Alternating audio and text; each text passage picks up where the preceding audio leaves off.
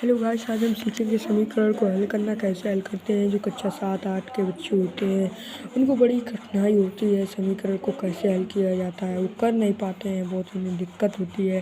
तो इसीलिए आज हम इसको स्टार्ट करते हैं वीडियो को। आज इस वीडियो को देखने के बाद बच्चों के सारे डाउट क्लियर हो जाएंगे कि कैसे हल करते हैं। कोई भी वीडियो देखने की ज़रूरत नहीं पड़ेगी। हाँ गाइस, सही बता रहा हूँ, आप सही सुन रहे हैं। पर इससे पहले वीडियो को लाइक करें, सब्सक्राइब करें, चैनल को बेल आइकन प्रेस करें अगर हमारे चैनल पे आप नए हैं तो आपको ऐसी जानकारी मिलती रहे। चलिए बिना किसी देरी की वीडियो से, जैसे आपको यहाँ पे लिखा है कि m+2 बराबर 4, अब इसे कैसे से हल करेंगे। देखिए हम बता दें आपको कि एक विधि होती है पक्षांतर विधि, जिससे हम समीकरणों को हल करना सीख लेते हैं। एक ये समीकरण, एक दूसरा x+8 बराबर 7, तो एक तीसरा समीकरण भी x बराबर 20। इन सब तीनों को आज हम हल करेंगे। इन तीन के बाद जितने भी होंगे हम सबको हल कर लेंगे। तो ये देखने हैं, इसमें हमको जो है निकालना m का मान कि इतना कितना है कि +2 करने पे हो जाए। तो आपको तो पता है कि 2 + 2 4 होता है, लेकिन ऐसे नहीं कर सकते। यहाँ पे कुछ और है। देखिए आपको करना को पक्षांतर विधि होती है कि आप दोनों बच्चों में, इसमें जो है दोनों बच्चों में -2 करेंगे। अगर यहाँ पे कोई प्लस का चिन्ह होता है, प्लस का, जब भी देखिए कोई डिजिट के बाद अगर जो अक्षर है हमारा अक्षर, इन्हें हम अक्षर पद कहते हैं। जो अल्फ़ाबेट अक्षर है वो उन्हें हम अक्षर कहते हैं, और जो मैथ के हैं उन्हें हम अक्षर कहते हैं। तो एम को हम अक्षर बोल सकते हैं, अक्षर ही है बोल कह सकते हैं। तो देखिए इनको हम कैसे हल करेंगे। आपको करना कुछ नहीं है, लिख देना है एम लिखने के बाद आपको प्लस ही लगा देना है, 2 कर देना। अब दोनों बच्चों में हमने 2 घटाएंगे, जैसा कि हमने कहा था कि दोनों बच्चों में 2 माइनस करेंगे, तो आपको -2 कर देना। 2 से 2 हमारे जो दोस्तों कट गए, लेकिन आपको ऐसा करना नहीं है। क्लास में, कोर्स में आपको ये काटने नहीं है, मैंने काट के बता दिया एग्जाम्पली। और बराबर का चिन्ह है, आपको ये अपना बराबर लगा देना है।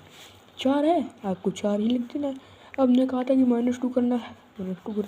अब एम का मान जो है हमारा वो निकल के आ चुका है हमारा m बराबर 4 - 2। वहाँ कोई ब्रैकेट में रख देते हैं तो ज़्यादा इजी रहता है। मतलब गुणा उड़ा नहीं करना है, ब्रैकेट का मतलब गुणा होता है, लेकिन गुणा करना नहीं है, उसको रख ही देना है। 4 में से आपको 2 कर दिया माइनस। अब 4 में -2 करेंगे तो 2 आएगा। तो यानी कि m बराबर 2 लिख सकते हैं, या 2 बराबर m भी लिख सकते हैं। इसी प्रकार से अमल करिए, यानी कि जो m है वो एक यहाँ पे 2 है, 2 + 2 बराबर 4 होता है। निकल आया ना डाउट क्लियर। तो यस, तो क्लियर हो गया डाउट। चलिए ऐसे ही बनते हैं दूसरे समीकरण की तरफ। अब दूसरा समीकरण जो है हमारा x+8 बराबर 7 लिखा है। मान निकालना है x का कि कितना है कि 8 + 8 करने पर बराबर 7 आ जाता है। इसमें +8 नहीं, इसका -8 का होता है। ठीक है, चलिए देख लीजिए, बहुत ही सवाल। देखिए करना कुछ नहीं होता है, आपको उसी सवाल की तरह x लिखेंगे। अगर यहाँ पे प्लस का चिन्ह दिख रहा है आपको, ये जो है आपको प्लस का चिन्ह है, आपको इसे माइनस के चिन्ह में परिवर्तित करना। इसलिए हम करेंगे x+8 -8। अब 8 से 8 होके ख़त्म, आपको पता ही है, लेकिन बराबर में है बराबर 7 -8। 7 -8 आपका 1 बचेगा। 1 बचेगा कि नहीं दोस्तों, से बताना। लेकिन 1 बच रहा है। अब 1 बचने के बाद आपको लिख देना x बराबर 8 -7, मेरा मतलब 7 -8 लिख दिया। वो कुछ भी लिख सकते हैं आप, 7 -8 ही लिख सकते हैं, 8 -7, लेकिन यही बेहतर है क्योंकि यहाँ पे हमारा पहले ये था ना 8 -7, लेकिन मैंने 7 -8 लिख दिया है। देखिए एक मैं आपको ट्रिक और बता दूँ, इस पेज में बता देता हूँ। जैसे अगर कोई भी चीज़ है, आपको दिया गया है कि 2 - 1 घटाइए, तो इसमें आपका मतलब 1 ही आएगा, 1 आया। लेकिन अगर आपको ये दिया गया कि 1 - 2 घटाइए तो आपका 1 बचेगा। लेकिन अगर छोटी संख्या से बड़ी संख्या को घटाने के लिए कहा जाता है, छोटी संख्या से, एक बार फिर बता देते, छोटी संख्या से बड़ी संख्या को घटाने को कहा जाता है, तो उसमें हम जो उसका आंसर आता है, जो कि जैसे माना 1 - 2 1 आता है, आपका 1 आता है, उसके पहले एक माइनस लगा देते हैं। -1, आपने पढ़ा होगा मैथ में, -1 वगैरह आंसर आता है, -1 आंसर आ जाता है आपको, -1। यही होता है हमारा। ऐसा होता है कि अगर छोटी संख्या से बड़ी संख्या में आपको घटाना होता है ना, तो माइनस जो उसका आंसर है उसको माइनस करके लिख देते हैं। जैसे उसका जो आंसर इसका आया, जैसे 1 - 2 का आया अपना 1, तो 1 - 1, तो हम कहाँ पे थे, देखिए यहाँ पे थे आपने इतना तो लिख दिया, आपने 7 - 8 की तो आपका 1 आया, तो यही आपका x का मान है -1। अरे मतलब बराबर नहीं लगाया, x बराबर -1, यही आपका आंसर है -1। -1 + 8 = 7, यानी 1 - 8 = 7। ये आपका समीकरण का हल था। तीसरा समीकरण आपको दिया गया है x बराबर 20। ये थोड़ा अलग प्रकार से अजीब है, आपको समझ नहीं आ रहा, लेकिन ये भी आप बड़ी आसानी से कर पाएंगे। इन समीकरणों से कुछ आपको इतना हल मिल गया होगा कि आप इन्हें भी अच्छे से सॉल्व कर सकते हैं। लेकिन अगर आपको नहीं समझ में आ रहा तो आपको एक बार फिर से बता देता हूँ दोस्तों। चलिए m+2 = 4 दिया गया था हमारा समीकरण। हमने लिखा कुछ नहीं, m लिखना है। देखिए आप ध्यान रखिए, ये चीज़ ध्यान रखिए कि जो हमारा प्लस है, इसे प्लस को में इसी प्लस, अगर बीच में प्लस दिया गया है तो नीचे माइनस करेंगे, और अगर माइनस दिया गया है तो हम आपको क्या करेंगे, 2 करेंगे ना।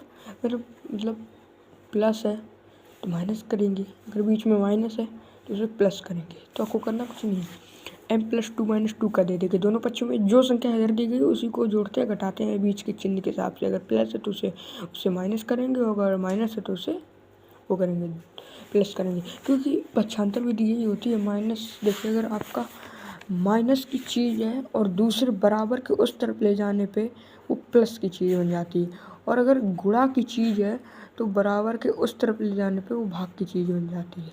और सबसे पहले ये आप नियम देख लीजिए कि, देखिए मैं आपको दिखा दूँ। सबसे पहले हम करते हैं कोष्टक को हल।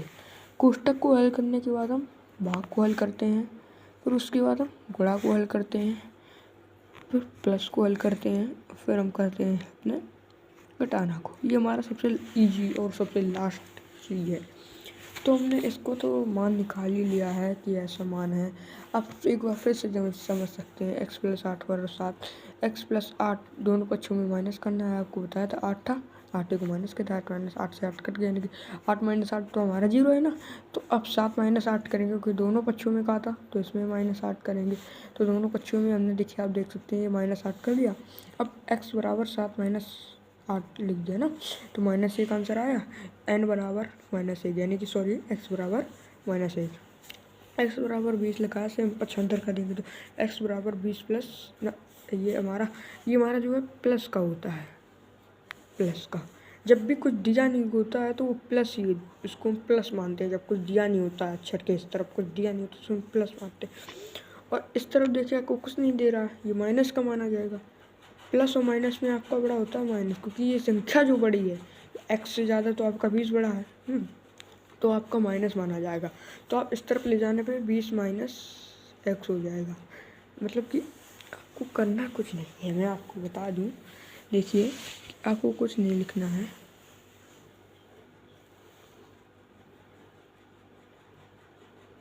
x